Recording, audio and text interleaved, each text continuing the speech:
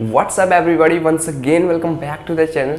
Guys, आज की video आप सभी के लिए मोस्ट इंपॉर्टेंट वीडियो होने वाली है, क्योंकि मैं आपके लिए लेकर आया हूँ सीबीएसई की तरफ से एक बहुत ही बड़ी अपडेट, जिसमें उन्होंने अपडेट क्या है मैं डायरेक्टली आपको बता देता हूँ। अपडेट ये है कि सीबीएसई ने इस सेशन 2021 से रिलेटेड जितने भी बोर्ड एग्जाम्स होने वाले हैं उनसे रिलेटेड सैम्पल पेपर्स को लॉन्च कर दिया है। और इस वीडियो में हम बात करने वाले हैं क्लास 12th के अकाउंटेंसी के सेशन 2021 का सैम्पल पेपर का डिटेल्ड एनालिसिस। यानी कि ये वही वीडियो है जिस वीडियो का आपको बहुत ही बेसब्री से इंतज़ार था। यानी कि अब हमें ये पता लग जाएगा कि क्लास 12 के अकाउंटेंसी में जो इस साल का पेपर होने वाला है वो कितने मार्क्स का होगा, कितने क्वेश्चंस उसमें आने वाले हैं, ठीक है, किस पैटर्न पे क्वेश्चन होंगे, क्या डिफ़िकल्टी लेवल होगा क्वेश्चंस का, क्या क्वेश्चंस के बीच में चॉइस होगी, कितनी चॉइस होगी, ये सारी चीज़ें हम डिस्कस करने वाले हैं इस वीडियो में। तो गाइज, बहुत इंपॉर्टेंट वीडियो है, तो चलिए इस वीडियो को स्टार्ट करते हैं। और हाँ, अगर आपने चैनल सब्सक्राइब नहीं करा है तो अभी सब्सक्राइब कर लें और इस वीडियो को अपने फ्रेंड्स को भी शेयर करें। चलिए दोस्तों, स्टार्ट करते हैं इस वीडियो को। Let's begin.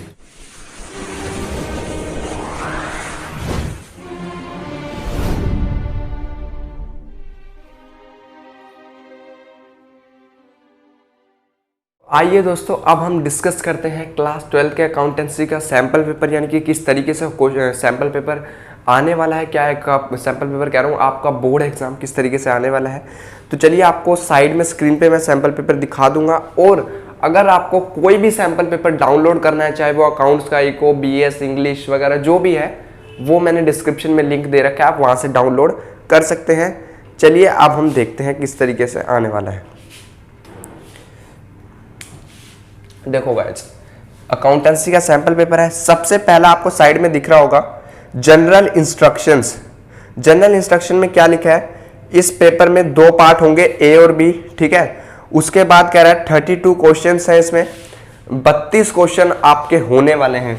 यानी कि जो आपका एग्जाम है अकाउंटेंसी का, उसमें जो नंबर ऑफ क्वेश्चंस, पहला पॉइंट है नंबर ऑफ क्वेश्चंस, जो कि पिछली बार भी शायद 32 ही थे, ठीक। उसके बाद सारे क्वेश्चन कंपलसरी है, 2 पार्ट होने हैं, पार्ट A और पार्ट B, ठीक है। पार्ट A और B, ठीक है। पार्ट B में आपको 2 ऑप्शन मिलेंगे हमेशा की तरह, जो कि होने वाला है एनालिसिस ऑफ फाइनेंशियल स्टेटमेंट्स और कंप्यूटराइज्ड अकाउंटिंग में, ठीक है। क्वेश्चन नंबर 1 से 13 जो है वो होने वाले हैं, and 23 to 29 are very short answer type question carrying 1 mark to each. यानी कि जो क्वेश्चन है 1 to 13 और क्वेश्चन 23 to 29, ये कितने मार्क्स के हैं, 1 मार्क के हैं। ये वही क्वेश्चन है जो MCQ रूप में आते हैं, फिलअप्स में आते हैं या फिर एंट्री के रूप में आते हैं 1 मार्क्स के। ये तो होंगे आपकी रेशियो एनालिसिस वाली बुक से, ये होंगे आपके पार्टनरशिप और कंपनी से, समझ में, सेम वही है। 14 से 30 तो है वो शॉर्ट आंसर के हैं। Question number 14 to 30 short answer के हैं, और इनका मार्क्स जो है वो 3 मार्क्स के ईच होने वाले हैं।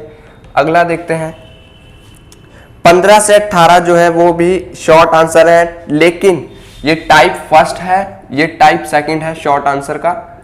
Question number 15 to 18 and 31, 15 to 18 और 31, ये होंगे आपके 4 मार्क्स के क्वेश्चंस, ठीक है। उसके बाद नेक्स्ट पॉइंट में है 21 से 22 जो है, 19, 20 एंड 32, ये लॉन्ग आंसर है, लॉन्ग आंसर टाइप फर्स्ट। 19, 20 और 32 ये जो है लॉन्ग आंसर है टाइप फर्स्ट, 6 मार्क्स का एक क्वेश्चन, ठीक है। अभी देखेंगे क्या क्या किस तरीके से क्वेश्चन और क्या चॉइस होने वाली है।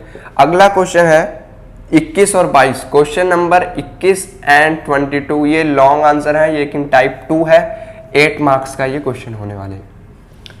तो इस तरीके से आपके क्वेश्चन है, और कोई आपको ओवरऑल चॉइस नहीं मिली है, इंटरनल चॉइस मिली है 2 क्वेश्चंस में, जो कि 3 मार्क्स के। यानी कि 3 मार्क्स के 2 क्वेश्चन, इनमें से 2 क्वेश्चन ऐसे हैं जिसमें चॉइस आएगी, ठीक है, और 2 क्वेश्चन ऑफ 4 मार्क्स, उसमें चॉइस है। 2 क्वेश्चन 4 मार्क्स के, उसमें चॉइस है। 6 मार्क्स और 6 मार्क्स में कोई चॉइस नहीं है। 2 क्वेश्चन ऑफ 8 मार्क्स, इन दोनों क्वेश्चंस में भी 8 मार्क्स में चॉइस है। देखेंगे कौन से वो क्वेश्चंस हैं। ठीक है, तो ये था किस तरीके से आपका क्वेश्चन आने वाला है। सारे के सारे 32 क्वेश्चंस हैं, इसमें से कितने ये आप चाहे आप इसको नोट कर सकते हो, अदरवाइज आपके सैंपल पेपर डाउनलोड करना। ठीक है, अब देखते हैं किस तरीके से हमारा सैंपल पेपर सीबीएसई ने इस बार दिया है।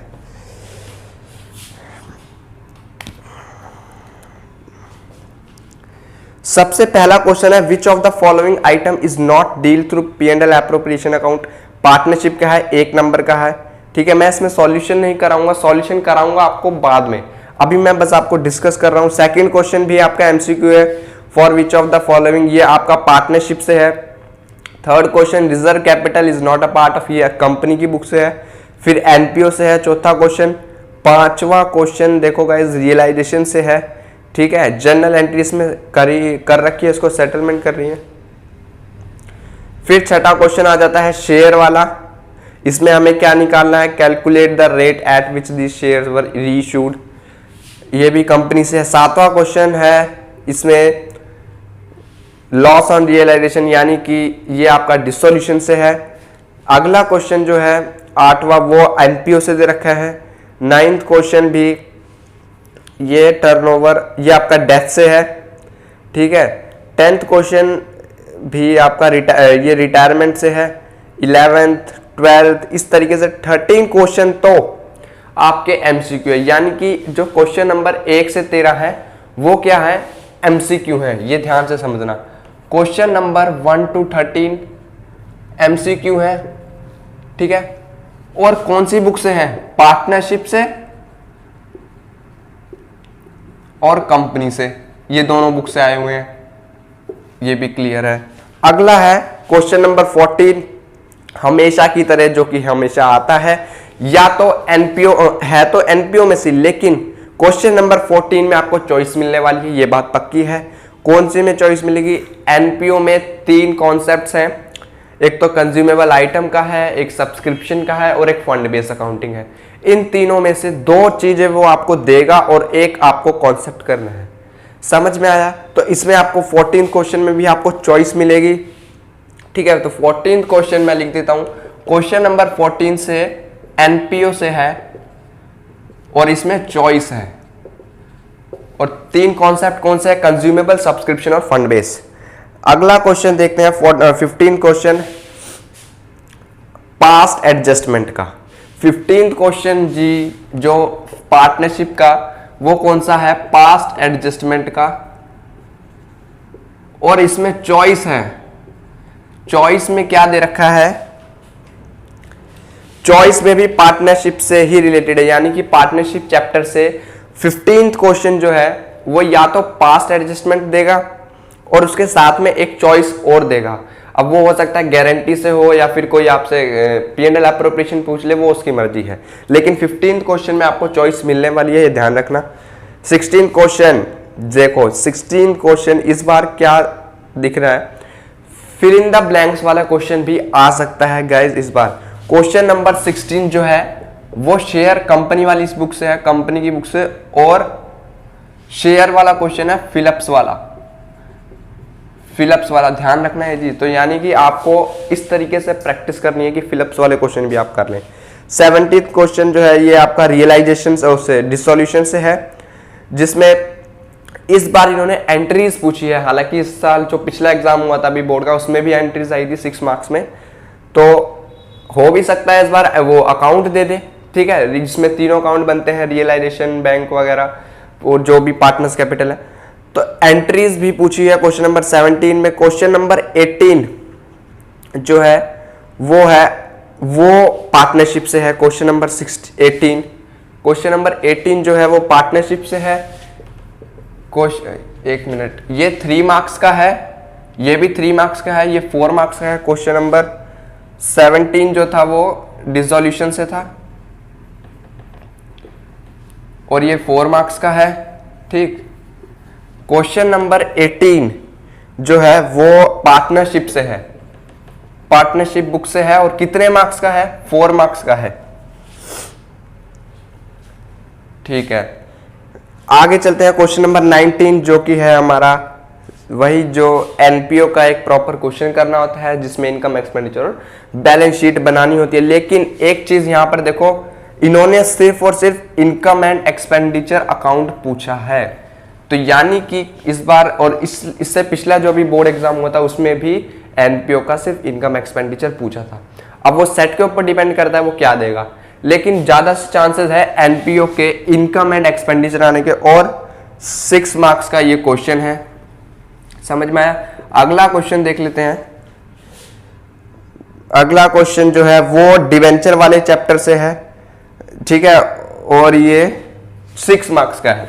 डिवेंचर वाले चैप्टर से 6 मार्क्स का क्वेश्चन है, 2 पार्ट में आया है, ठीक है, 3+3 करके, यानी कि 2 क्वेश्चन देगा वो आपको इस तरीके से, एक पार्ट 3 का और एक पार्ट 3 का। ठीक है, अगला देखते हैं क्वेश्चन नंबर 21 जो है वो सेम एडमिशन और रिटायरमेंट में चॉइस है, एडमिशन करो या रिटायरमेंट करो, और 8 मार्क्स का है, चॉइस है इसमें। अब यहां पर देखो एडमिशन में जो है इन्होंने जर्नल एंट्री पूछी है गाइस, कैपिटलाइजेशन तो आ नहीं रही और बैलेंस शीट का जो दिक्कत थी वो भी नहीं आ रही, यानी कि हो सकता है एडमिशन से इस बार आपको सिर्फ और सिर्फ जर्नल एंट्री करने वाला क्वेश्चन मिलेगा। और रिटायरमेंट की बात करूं तो रिटायरमेंट में आपको revaluation, partners capital, balance sheet तीनों बनाने हैं। ठीक है, और 22वां क्वेश्चन सेम शेयर वाला क्वेश्चन 8 मार्क्स का एज यूजुअल जो हमारा आता है। तो शेयर वाले में चॉइस आएगी, 8 मार्क्स का क्वेश्चन है, चॉइस है इसमें खुद में ही चॉइस होती है। अब बात करते हैं, ये तो था हमारा पार्ट ए, पार्ट बी की बात करते हैं, यानी कि रेशियो वाली बुक से क्या आ रहा है।